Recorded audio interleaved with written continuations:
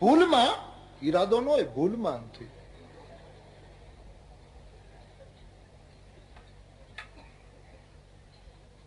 એ બા સુઈ જાય એટલે એની ઓઢવાની જે રોજની શાલ હોય એને ગળા સુધી આમ રાખી, એના ઉપર એક ધાબળો એ રાખી, અને ગુંગણામણી ન થાય, ઠંડી ન લાગે એટલે સુધી આમ.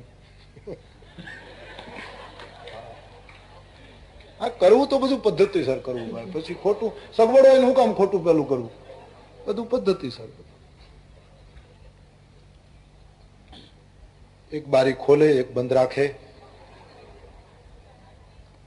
અને પછી પલંગને પગે લાગી એ ખાનદાનની દીકરી આના ઘરમાં પુત્ર વધુ બનીને આવી, એ પોતે વિશ્રામ લેવા જાય. વળી પાછો સવાર પડે એટલે પેલો ક્રમ ચાલુ, જમણી બાજુનું ઓટલે આસન પડી ગયું હોય, પાણીનો લોટો, દાંતણ, બજરની ડાબલી, બધું પાછું ત્યાં આમ ક્રમ ચાલે. 6 મહિના વીતી ગયા અને સાસુનું શરીર લેવાવા માંડ્યું.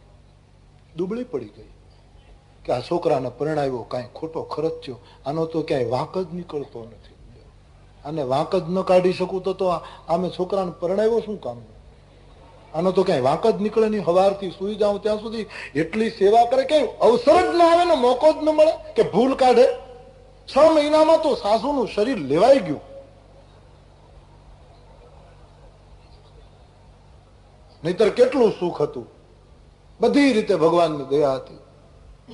પણ હવે જો વહુ કઈક ભૂલ કરે તો વાંક કાઢે, પણ હવે એ અવસર જ ના આવે. એમાં 6 મહિને એક દિવસ એવું થયું, દીકરાની વહુએ છાશ ફેરવી અને માખણ કાઢવાનું, એટલે એમાં એ પુત્ર વધુએ સાસુને કીધું, બા આ માખણ છાશમાં તરે છે એ ક્યાં રાખવું? અને મોકો મળી ગયો. મર્યાદા છે કે નહીં? કઈ સમજ છે? શરમ નથી આવતી? અમે આટલી ઉંમર થઈ તો કોઈ દિવસ નામ લીધું નહીં. હવે બનેલું એવું, એ માળીના છોકરાનું નામ, એટલે પહેલી પુત્ર વધુ જે હતી એના પતિનું નામ માખણલાલ હતું. આણે કીધું માખણ ક્યાં રાખવું? ને સાસુનો મગજ ગયો, તારા પતિનું નામ લે છો?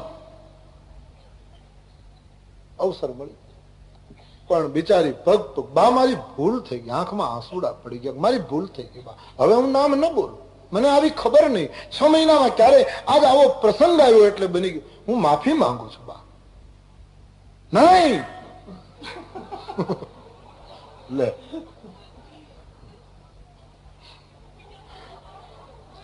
હા, આજ ભૂલ કરો પાછા કાલ કરો તમે. અરે પણ બાપ, ભૂલ આજ પહેલી વાર, અમે ક્યારે ભૂલ કરી? તારાથી નામ લેવાય જ કેમ? મારા છોકરાનું નામ માખણલાલ. બહુ માફી માંગી, પછી સાસુજી શાંત થયા. વળી પાછો એનો એક ક્રમ ચાલુ. બીજે દિવસે માખણ છાશ કરી કાઢ્યું, પણ હવે ભૂલ ન કરે એટલે કીધું, બા તમારા દીકરાને ક્યાં મૂકું?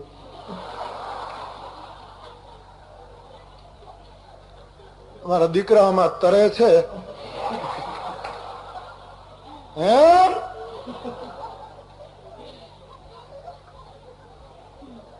માતાનો સ્વભાવ છે, એક તો મમત હોય કે દીકરો પરણે, બીજું ઘરમાં કોઈ વ્યક્તિ આવે, ત્રીજું વંશનો વેલો ચાલે, અને ચોથો આ પણ ભાવ હોય છે કે કોઈ વાંક કાઢવો હોય કોઈનો તો અવસર મળે. અમારી માં કૌશલ્ય આજ ખૂબ રાજી થયા છે રામના લગ્ન થવાના. પછી આપણે ત્યાં બોલાતું નહોતું. અત્યારે લોકોને ગુરુ એવો જોઈએ જે એનું કયું કર્યા કરે. એમાં તો કેમ એવું તો કેમ ફાવે, કેમ થઈ શકે? ગુરુ કહે એટલે બસ વાત પૂરી. અત્યારે આખી પદ્ધતિ ફરી ગઈ છે. મેં જોયું છે ઘણા ચેલાઓ ગુરુ પાસે ચા કરાવે કે બાપુ તમારા હાથની ચા પીધા પછી એવી ઉગે છે. અને ગુરુ તો સરળ બિચારા સાધુ હોય તો કરી આપે ચા, પણ ચેલાઓ આવું કરે છે. બાપુ ચા બનાવશે.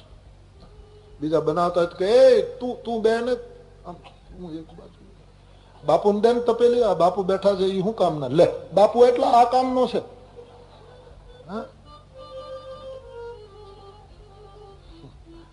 ના ના ના ના એક લીટી હાલો.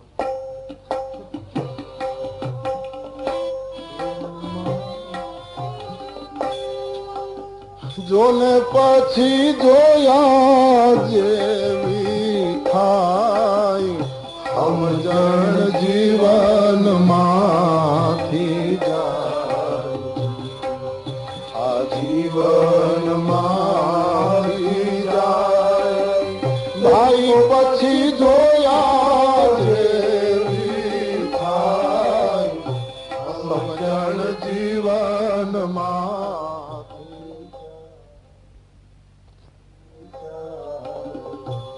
આ ભજન મેં જોડિયામાં કોનું છે ખબર નહીં પણ એમાં કડિયું બધી આજના જમાનાને અનુરૂપ છે. આરુણીનું નામ લેતા હૈયું બહુ હરખાય. આરુણી એક શિષ્ય પરંપરાનું અદભુત દર્શન. નામ લેતા હૈયું બહુ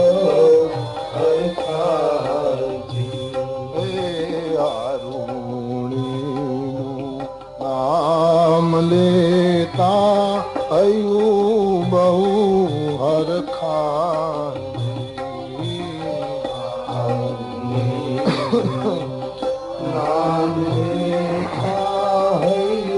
અને આજના ચેલકાઓ પોતાના ગુરુને આજના ચેલકાઓ પોતાના ગુરુને આજના ચેલકાઓ પોતાના ગુરુને આજના ચેલકાઓ પોતાના ગુરુ એ જી શિવાજી બીડિયું પાયું સમજણ જીવન જીવન માંથી જાય એ જી પછી જોયા જેવી થાય સમજણ જીવન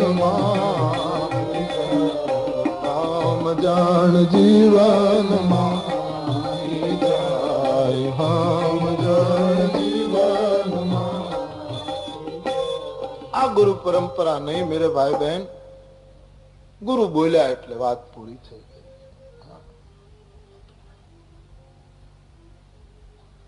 રામકૃષ્ણ પરમહંસ ને ગૃહસ્થ ને વિરક્ત બધી રીતના શિષ્યો હતા, પણ એના જીવનની છેલ્લી ઘટના તમે કલકત્તામાં એ સ્થાન જોશો જે સ્થાનમાં એને શરીર છોડ્યું છે, ઉભા છે.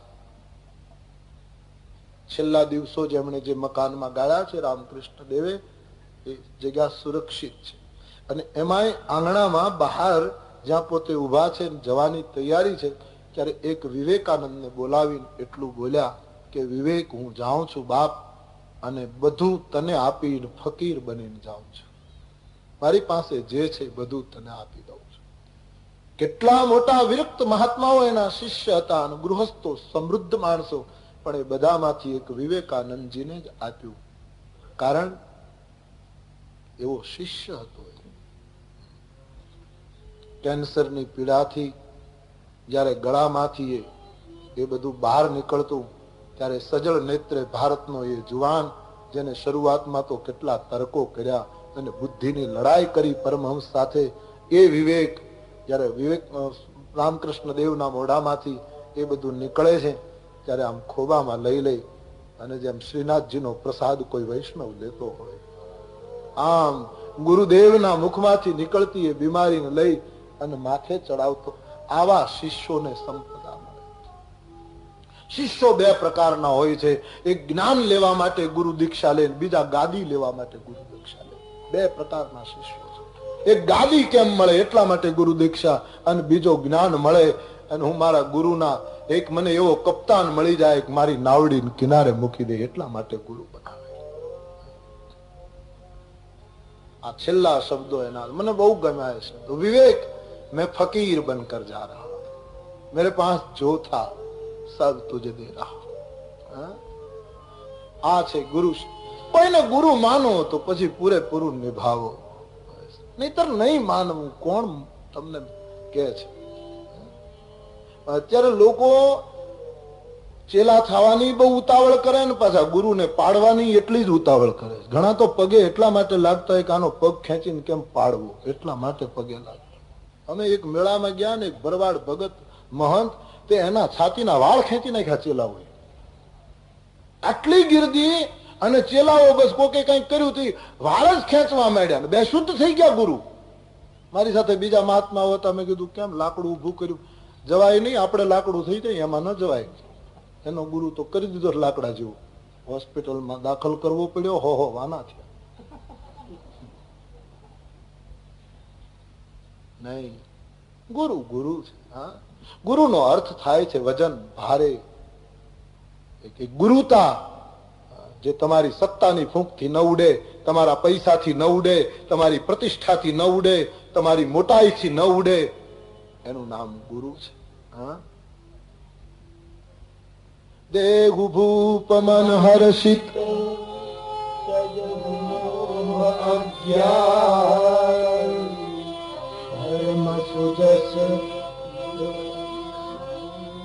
इनका अति कल्याण तब वशिष्ठ बहुविधि સમજાવા.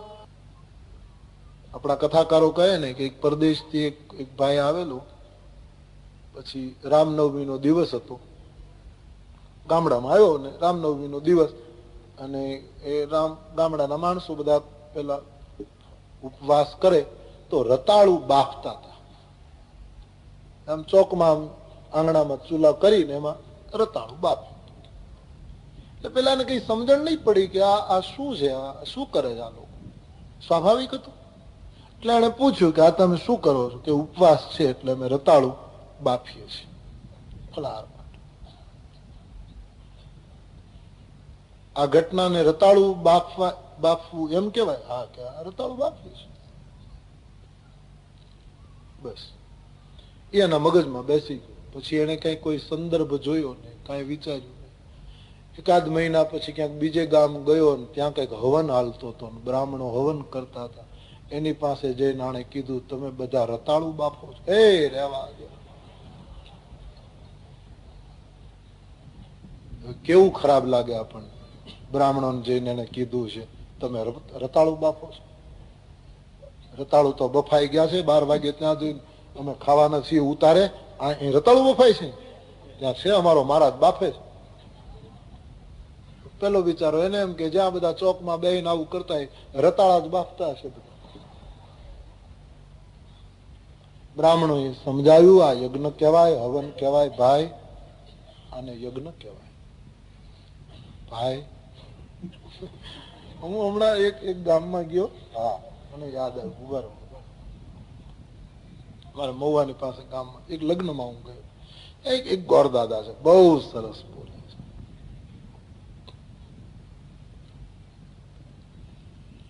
એનો નાનો ભાઈ એ હમણાં કવિતા લખે છે.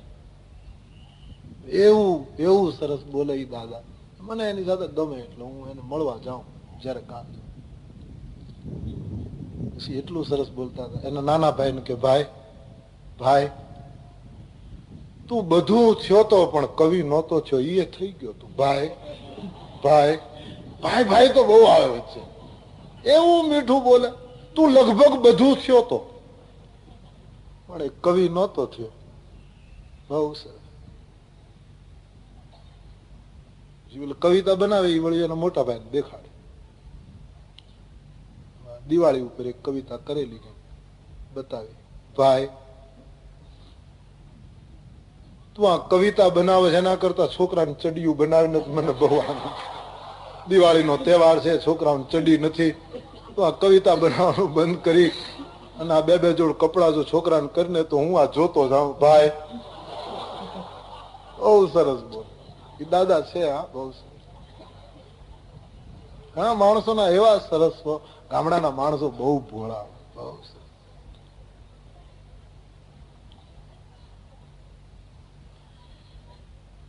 રામાયણ ની કથા સરસ કરે, મૂળ અર્થો કર્યા કરે, ક્યાંય આડાવડા ન જાય, બસ અર્થો આપે, સરસ મૂળ કથા કરે, બહુ સરસ કરે. વળી કબૂલ કરે, ભાઈ મને બીજું કઈ મને કઈ ન આવડે, બસ હું તો ચોપાઈ તુલસીદાસજી ની લઈ અને એના અર્થ ગામડાનો માણસ કર્યા.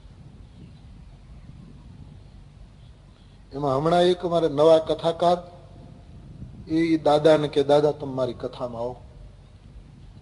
મને કે ભાઈ હું ગયો, મારી હારે શરૂ કર્યું. હા મેં કીધું દાદા. પછી કે હું ગયો, મને એમ કે ટેકા માટે મને બોલાવ્યો છે કે હું વચ્ચે વચ્ચે નવા કથાકારને, ગામડામાં તો કથાકારને ટેકા બહુ આપવા પડતા, ત્યારે ટેકા બહુ જોઈ, બોલનારાના, ખોરાકના બહુ ટેકા જોઈ, ત્યારે કથાઓ થતી હતી. હવે તો આખો કાળ ફરી ગયો, કથાનું રૂપ ફરી ગયું, ટેકા બહુ જોઈ. વચ્ચે વચ્ચે 3 જણા બદલે. આ તો નાનપણમાં મેં બહુ કથાઓ સાંભળી છે, તમને પછી હું કથા કહું છું, ખૂબ સાંભળ્યા પછી બોલું. બચપણમાં હું ભણતો હતો ત્યારથી કથા સાંભળું છું. ગામડામાં કોઈ પણ પગમાં પહેરવાના સ્લીપર ન હોય, પણ અમે દોડી દોડીને કથા સાંભળવા જતા, અડધો કલાક. રાતના 1 વાગે વ્યાખ્યાનો સાંભળતા, ગમે ત્યાં ધૂળમાં બેસી. કથા સાંભળવામાં બહુ આનંદ આવ્યો છે, બહુ મજા આવે છે. ભગવત કથા સાંભળવાની ક્યાં મળે. હવે તો કોઈ સાંભળવા દેતું નથી, એટલે એમ લાગે કે હવે બોલવાનું શરૂ થઈ ગયું એટલે કોઈ ક્યાંક સાંભળવા જઈએ, શરત કરીએ તોય અમારે બોલવું પડે. કથા સાંભળવી ભગવાનની પૂરી કૃપા છે.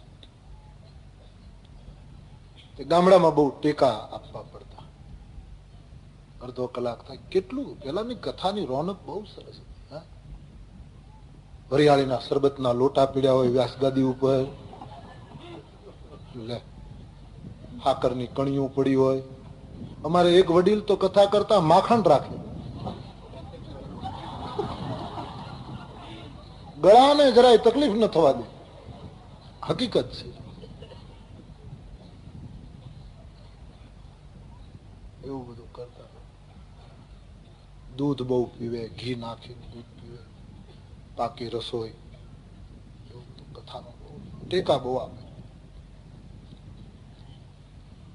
કલાકે બદલે, વારા બદલે. અમારા ગામમાં દર વર્ષે ભાગવત થતી. હું નાનો હતો ત્યારે અમારા એક દાદા, જેને મને ગીતાના થોડા ઘણા અર્થો સમજાવે, એ દાદા 3 જણા ટેકો આપે, ત્યારે કથા પૂરી થાય. શ્રોતાઓ બધા ટેકો લઈ ગયા હોય. મોર કુ ધ્યાન લગ્યો ઘન ઘોર સે,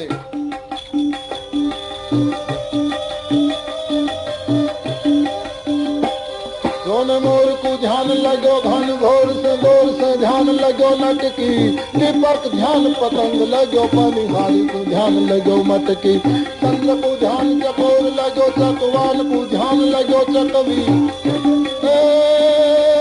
मोर को ध्यान लगो घन घोर से ध्यान लगो नटकी. આવી કથા, ગામડાની કથાઓ બહુ સરસ. કથાનું દેશકાળ પ્રમાણે રૂપ થયું, એમાં ભગવાનની ઈચ્છા. બાકી જુનવાણી કથા તો કેવી સરસ. યમ પ્રવ્રજન મનુપેતમ પેત કૃત્યમ દ્વૈપાયનો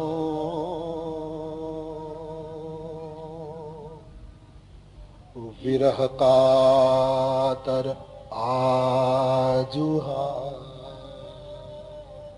પુત્રેતિ તન્મયતયા તરવો વિનેદો સર્વભૂતહૃદયં મુનિમાનતો.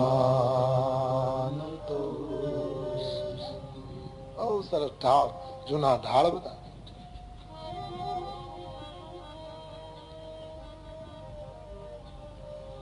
એમ કરી કારવીને સુખદેવજી રાજાને કહેતા હવા, હે રાજન, હે રાજર્ષિ, વાત એમ બની કેમ બની વાત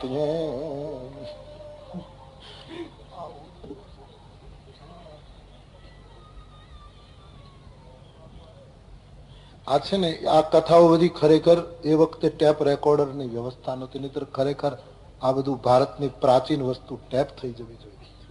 ક્યાં મળશે? આ લય નહીં મળે, આ ઢબ નહીં મળે. અમારા રામાયણના જૂના કથાકારો ચોપાઈ ગાય, એટલી લાંબી કરે ચોપાઈ. આગે ચલે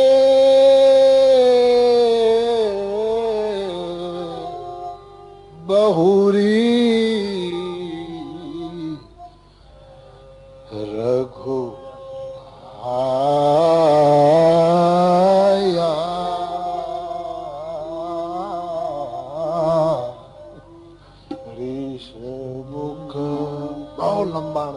લાંબા ડાળ આપણને ન આવડે.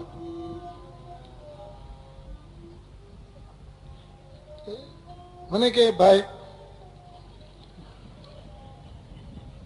એને તો મને નામે આપ્યું હતું, પેલો આપણો કથાકાર છે ને, મને કહે રતી કથા કરવા માંડ્યો પણ ગૌમુખી માંથી હાથ બહાર કાઢતો નથી. ભાઈ ભાઈ આવું વાત કર, બહુ રમૂજ કર. હા, પછી મેં કીધું શું થયું દાદા? મને લઈ ગયો, મને એમ કે ટેકો આપવા લઈ ગયો છે. હવે ક્યાં કેટલો, પેલો જુવાન માણસ કઈ 25-30 વર્ષનો હશે, આ દાદા તો 70 વર્ષના. મને લઈ ગયો, મને હું તો રાહ જોઉં કે મારે ક્યારે ટેકો આપવાનો. 2 દિવસ થયા, મેં પૂછ્યું ભાઈ ભાઈ મારે શું કરવાનું? કે તમે ચાંદલા કરો. લે, મને ચાંદલામાં એને ઉભો કર્યો કે તમે આ બધા ચાંદલા. એલા હું આ ચાંદલામાં શોભું, મારી ઉંમર ક્યાં? ભાઈ આવું કર્યું. બહુ સરસ વાત. પણ ભગવાન દયાળુ છે ને, મારી ટેકાની હોશ હતી ને, એને શરદી થઈ. ભાઈ મારો રામ બધાનું હાથવે, બોલી શકે નહીં, નાખોડા બે બંધ થઈ ગયા. ભાઈ પછી મેં એને કીધું હવે તું ચાંદલા કર.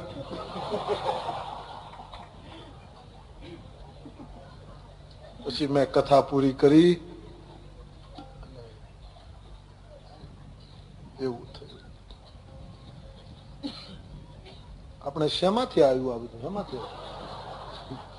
હા, ક્યાંથી આપણે આવી ગયા આમાં?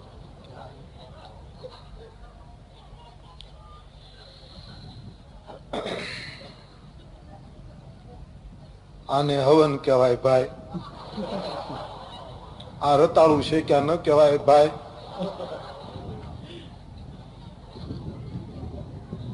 આને યજ્ઞ કહેવાય.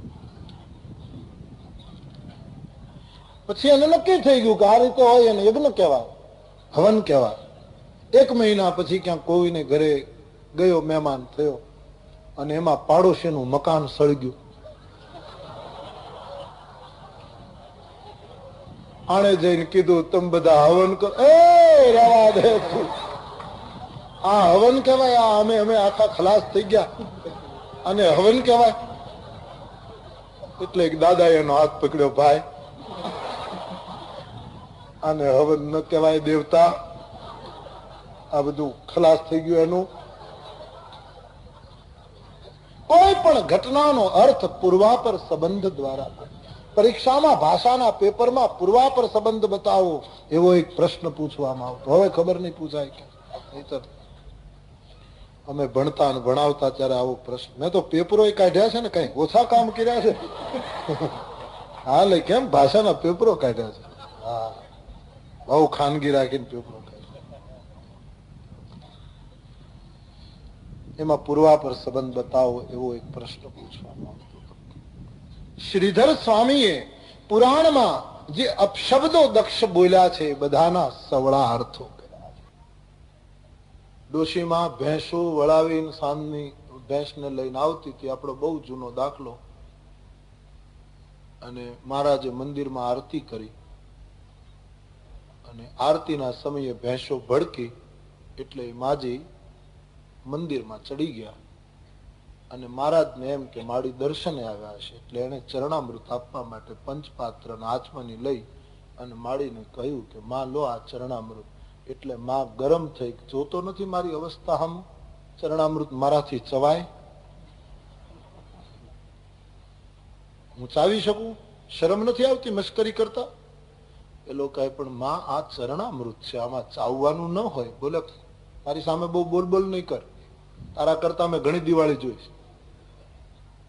અરે પણ આ ચરણામૃત છે માં. બોલે મારાથી ન ચવાય, ખબર નથી?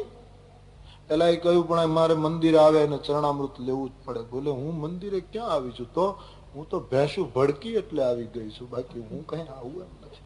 એમ સંસારમાં અમુક ઉંમર થાય તો પણ જો એ વૈરાગ ના આવે, બધું તો કોઈને નથી મળતું. પણ આમાંથી ઘણું ખરું મને તમને લાયકાત કરતા વધારે મળી ગયું હોય છે, પણ તૂટે છે. હરિ ભજવાનો વિચાર નથી આવતો. હરિભજનની વાત નથી સમજાતી. ઘણા માણસો તો એમ કે ભજીશું, શું ઉતાવળ છે? ઘણા તો એવું કહે આવતે જન્મે, તને ખબર છે? આવતા જન્મની આપણને ખબર છે. પત્ની પોતાના પતિને નાની એવી દુકાન ને રોજ કયા કરે કે તમે 5 માળા ફેરવા. બોલે પણ હજી મારી સામે ઘણો સમય પડ્યો છે, હજી તો મારે 35 વર્ષ થયા, લાંબો પલો કાપવાનો. હજી ક્યાં? હમણાં કઈ થોડો જતો રહેવાનો? 100 વર્ષની આયુષ તો બધાને સર્વસામાન્ય, અને 35 વર્ષ થયા, હજી તો ઘણી વાર. એની બિચારી રોજ કહે પણ 5 માળા. પણ તું મને શું કયા કરે? હજી તો ઘણું જીવન બાકી છે, કરીશું, સમય આવે ત્યાં જોઈશું. 6 મહિનાથી સમજાવે ને આદમી માને નહીં. એમાં બીમાર પડ્યો ને એવો તાવ આવ્યો. ડોક્ટર આવ્યા, દવા આપી અને પત્નીને ત્રાવમાં ધ્રુજતો કહેવા લાગ્યો મને દવા આપ. કે ના ના, હજી ઘણું ઘણું બાકી છે, દવા પીવાની શું જરૂર છે? હજી તો 100 વર્ષ સુધી જીવવાનું. કહું દવા નહીં લઉં તો હું મરણ પામીશ. બોલે આ શરીરની દવા માટે આટલા બધા એકાગ્ર છો તો જાસુ નામ ભવ ભેષજ હરન ઘોર ત્રય શૂલ સૌ કૃપાલ મોહિતો હિ પર. એ દવા ના વિચાર જો ના આવે, હરિ ભજવાના વિચાર ના આવે તો પાછું આ બધું જ, આનો કઈ અર્થ રહેતો નથી. એવા લોકો નામ પાડે. મારો અનુભવ છે, એક ભાઈ એના બાળકને મારી પાસે લાવ્યા. પછી મેં પૂછ્યું શું બાબાનું નામ શું છે? મને કે આનું નામ તનિક છે. તનિક મેં પહેલી વાર સાંભળ્યું, તનિક. આવું તો આપણે તનિક. મને મનમાં થયું એના કરતા જરીક રાખ્યું હોત તો તનિક એના કરતા. હવે બીજો દીકરો જન્મે તો એનું નામ જરીક રાખજે, દીકરી આવે તો લગીર રાખજે. શું નામ લોકો તનિક. હવે એનું બિચારાનું નામ કઈક સમજી, મોટો થાય વૃદ્ધ થાય ત્યારે લોકો એને દાદા કે, ત્યાં સુધી નામ રૂડું લાગુ. હવે એને તનિક દાદા કહેવા? શું કેવું એને? નામ શાસ્ત્રોમાં કેટલા, શ્વેત કેતુ, નચિકેતા, સત્યવચા, નિદાગ, રિભુ, ઉપનિષદોના નામ તો તમે જુઓ. હા, સત્યવ્રત, કેટલા સુંદર નામ છે આપણે. એક ભાઈના બાબાનું નામ, આ બધો બનેલી વાતો કહું. એક ભાઈના બાબા એને મને કહ્યું, અમારા સ્નેહી છે, એને કહ્યું મારા બાબાનું નામ પ્રતીક. મેં કીધું શેનું? પ્રતીક પણ શેનું? કેટલું સુંદર નામ છે, પ્રિયવ્રત. હા, બડા સુંદર નામ. વેદ પુરાણ જેની પ્રશંસા કરે છે એવું નાનો પુત્ર મહાન થયો. પણ જીવ સ્વભાવ વળી પાછો કે દીકરા બે છે પણ બળેવને દિવસે એને હાથે રાખડી બાંધે એવી એકાદી દીકરી હોય ઘરમાં. આ જીવની ઈચ્છાઓ છે, જીવનો સ્વભાવ છે. દીકરાને 2 દીકરા તો છે પણ એક દીકરી હોય. ઈશ્વરે મનુના જીવનમાં એની પણ પૂર્તિ કરી. બાબા કે શબ્દ